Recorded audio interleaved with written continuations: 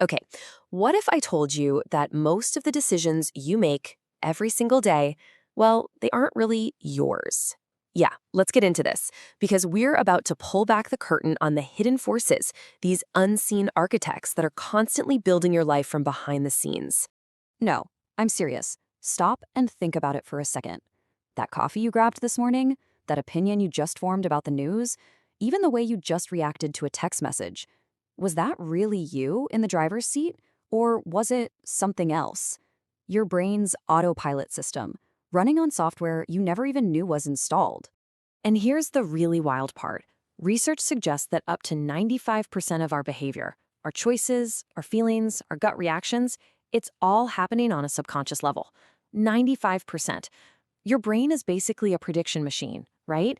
It's always looking for shortcuts to get through the day, and most of the time, we're just along for the ride. So, to really get a handle on this, let's start with the shortcuts that mess with how we see the world around us. This first part, it's all about the world inside your head and how it translates, and let's be honest, sometimes completely mistranslates the world outside. Oh, you know this feeling. You spill a little coffee on your shirt or you trip on a crack in the sidewalk, and suddenly you are convinced that every single person is staring and judging you. It's a horrible, stressful feeling, and pretty much everyone has it. Well, there's a name for that. It's called the spotlight effect. It's this powerful and totally false idea that we have a giant spotlight following us around, lighting up every single mistake. But here's the amazing, liberating truth. Everyone else thinks they're the star of the movie. They are way too busy worrying about their own spotlight to even notice yours. And our brain's shortcutting doesn't stop there. It's huge when it comes to first impressions. This is the halo effect.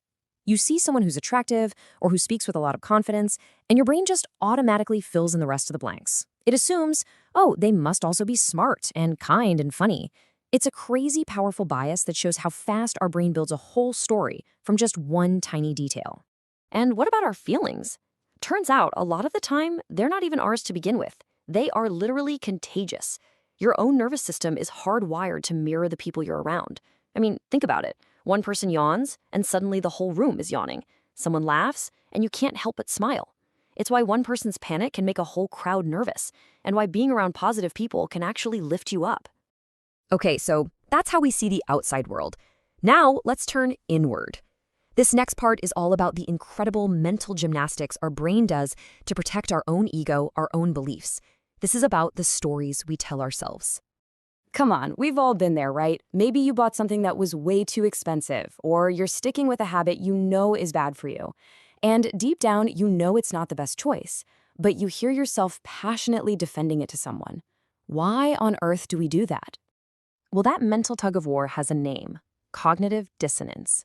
See, when our actions don't line up with our beliefs, it creates this mental friction. It's super uncomfortable. And to make that feeling go away, it's actually much easier for our brain to change the belief than it is to change the action. So it invents a new story, a justification that makes it all seem okay again. And this constant search for comfort brings us to one of the most basic rules of our subconscious mind. What is familiar feels safe, and what feels safe feels good. This one little preference drives so much of what we think we like. And that's the secret ingredient behind the mere exposure effect. It's the reason a song you absolutely hated the first time you heard it on the radio eventually starts to sound pretty good, or why a politician's slogan, repeated 1,000 times, starts to feel true. Our brain gets familiarity confused with liking something. It's the engine behind pretty much all advertising. Now, let's talk about a really weird paradox when it comes to how we see ourselves.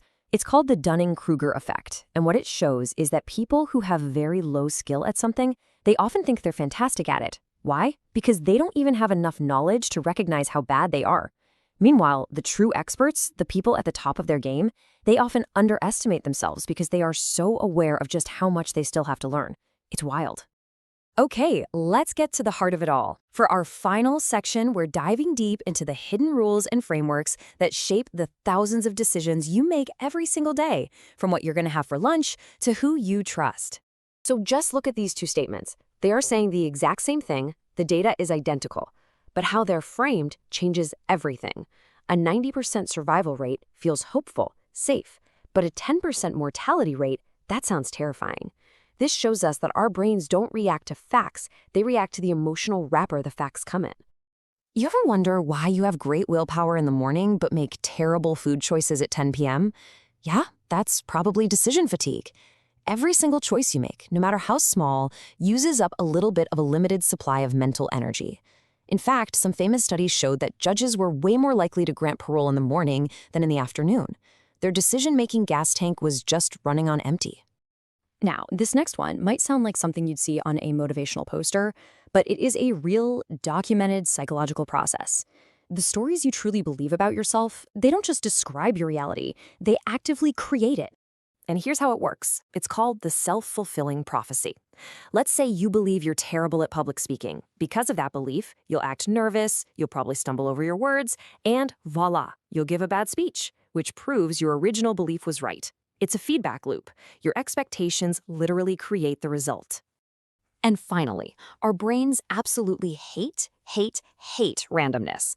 We have this deep primal need to feel like we're in control of things, which leads to something called the illusion of control.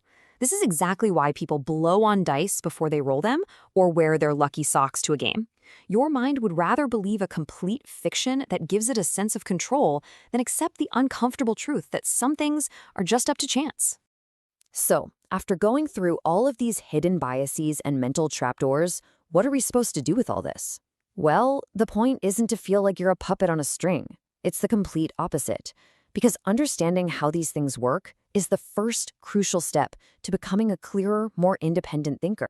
If you remember just one thing from this entire explainer, please let it be this. Your brain did not evolve to see the world with perfect, crystal clear accuracy. It evolved to do something else entirely. So what is it built for? Your brain is first and foremost a survival machine. It's a prediction machine. It's a story-making machine. Its number one goal isn't to find the absolute truth. Its goal is to keep you safe and help you make sense of a very complicated world as quickly as possible, even if that means bending reality just a little bit. And that brings us to the most important, most empowering idea of all. You can't just switch these biases off. They're baked into our wiring. But by becoming aware of them, by learning to see the autopilot in action, you give yourself a tiny window of opportunity, a moment to pause, a moment to question, and a moment to consciously choose a different path. The real question is, now that you can see the strings, what are you going to do?